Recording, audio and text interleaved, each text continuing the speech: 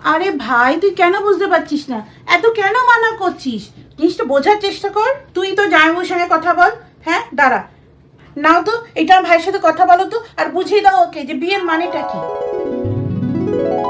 বিয়ে বিয়ে হচ্ছে একটা খুব সুন্দর একটা জঙ্গল, যেখানে বাহাদুর একটা সিংহের শিকার হরিণ করে। বিয়ের মানেটা হচ্ছে, এই শুনছো, থেকে শুরু করে কানা হয়ে গেলে নাকি ওই পর্যন্ত।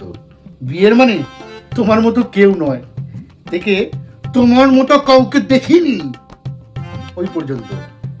বিয়ের মানে না না থাক, আপনাকে করতে হবে না, থেকে থাক আপনার দ্বারা তো হবেই না পর্যন্ত। বিয়ের মানে কোথায় গেছিলে সোনা, থেকে কোথায় মরতে গেছিলে সোনা পর্যন্ত। বিয়ের মানে আমার কপাল খুব ভালো যে তোমাকে পেয়েছি, থেকে আমার কপালই খারাপ যে তোমার সাথে আমার বিয়ে হয়েছে পর্যন্ত। জানো ভাই, বিয়ের সম্পর্কটা একদম কাশ্মীরের মতো, সুন্দরতা করে ভরপুর, কিন্তু ভয়ঙ্কর একটা ভয়। বুঝিয়ে দিয়েছো ভাইকে?